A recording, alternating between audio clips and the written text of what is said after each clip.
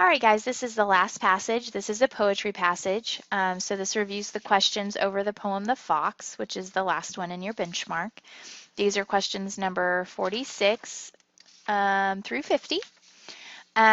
So in this passage, the speaker is in his or her house, chilling, making some pancakes, and then they see a fox outside. And then that kind of causes some introspection on the speaker's life. All right, so make sure that you pause and take a second to review that passage. And then when you're ready, we'll go ahead and go over the questions. All right, number 46. Stanzas 2 through 7 of the poem begin in the middle of a sentence. How does this structure relate to the content of a poem? This is a tough question, guys.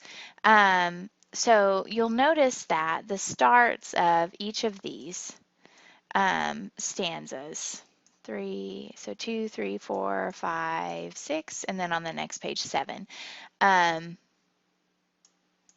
They're all talking about the fox. Okay, number 1, this is the segment where the speaker is describing the fox.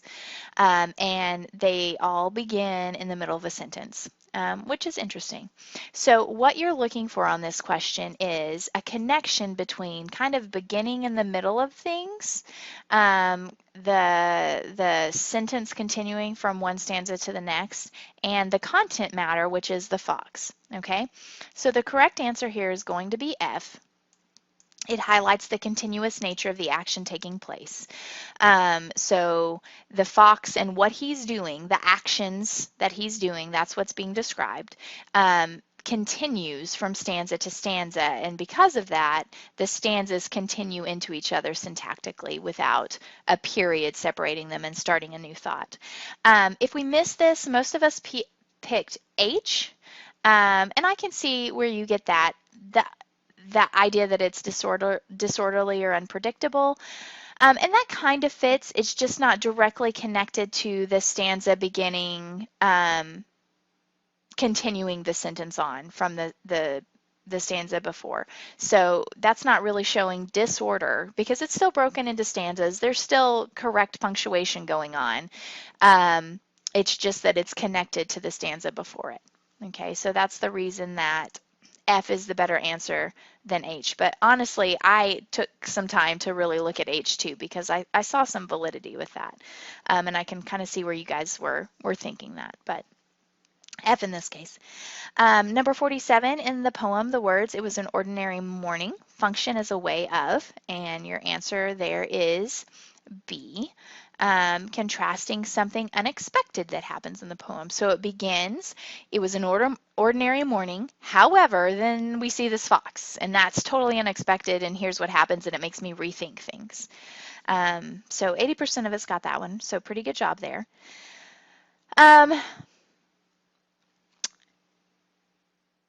And then the reason C isn't correct there is because saying that it's an ordinary morning could be like you leave this really eventful kind of life, and that is ordinary. So, and that also doesn't really connect with, you know, the purpose is that contrast of, but then the fox. Okay, so the reason that C is not the one.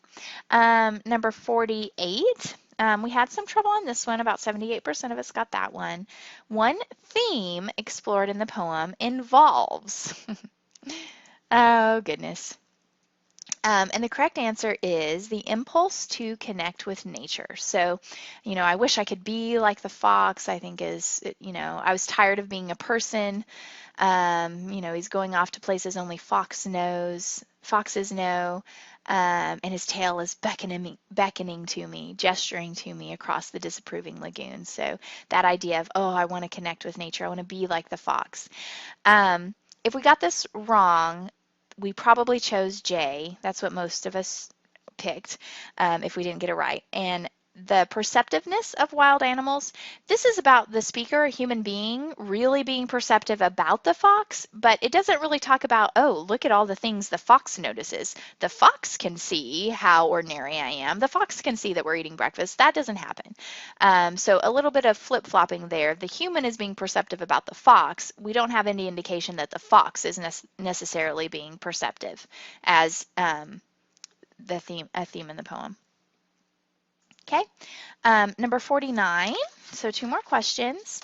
In lines 9 through 17, the poet uses descriptive language that emphasizes. So we need to look at lines 9 through 17. So let's do that. Ooh, an arrow. So starting here, oh, that's not an arrow. I wanted it to be an arrow. Let's try again. Oh, haha, it's an arrow, but it's facing the wrong way. Okay, anyway, there we go, this line. We knew that he was nobody's pet, so that ends. So here's the description, 9 through 17. His face was arranged like a child's face, playful, dainty. His eyes were liquid and wild. He stood for a while, looked out as if he could see us in our pajamas, then found a patch of sand beneath a tree and turned himself into a circle of fur. His head tucked into his tail. It was awful to watch him sleep. Why was it awful? Because he was exposed, tiny, his eyes closed. Okay, so that's the description that we're looking at. How can any animal be safe enough to rest? So our correct answer here is going to be C, the fox's vulnerability. The speaker describes him as like a child.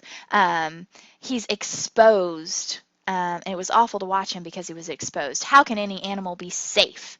So again, it's about making the fox being vulnerable to nature. He's just out there. Anything could come and eat him, but you know, it doesn't. If we got this wrong, we chose B, the speaker's self-awareness.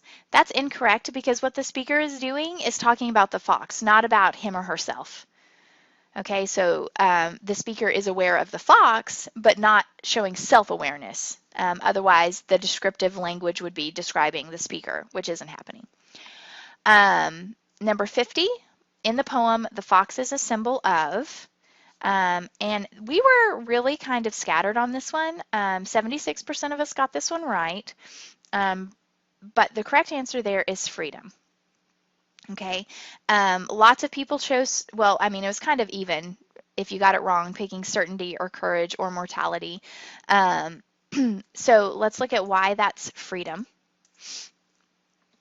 What is it? It's an ordinary morning, and then we look out and we see the fox on this untamed patch of land across the lagoon. What does the fox do? He trots around. He decides, hey, it's time to take a nap, so he curls up and he rests.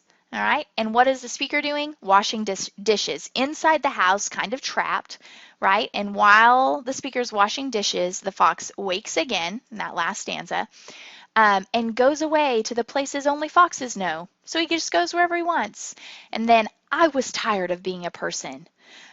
Even now, his tail gestures to me across the disapproving lagoon. So it's like, come frolic with me. I am a fox. Which is why freedom is the correct answer. Doesn't really talk about mortality much. There's the part where the speaker is nervous about the fox's safety, about him being vulnerable, but nothing ever happens to the fox that would indicate that he's symbolic of mortality. He's not necessarily courageous. He's just like, dude, I'm sleepy, so I'm taking a nap. And then certainty, we don't get a lot of certainty in the poem. The fox is going away to places only fox knows, so there's nothing for certain that we really know about the fox, which again kind of ties into that idea of freedom. Okay, that is all. Those are all of our questions for the poetry piece, and coincidentally for all of the benchmark, if you've been following in order. If you need to make up questions to get credit back, then you want to click the practice poetry question, and then also pay attention to your little secret phrase that will be popping up at the end of this video. So you'll put that and your answers in a webmail to get your credit back.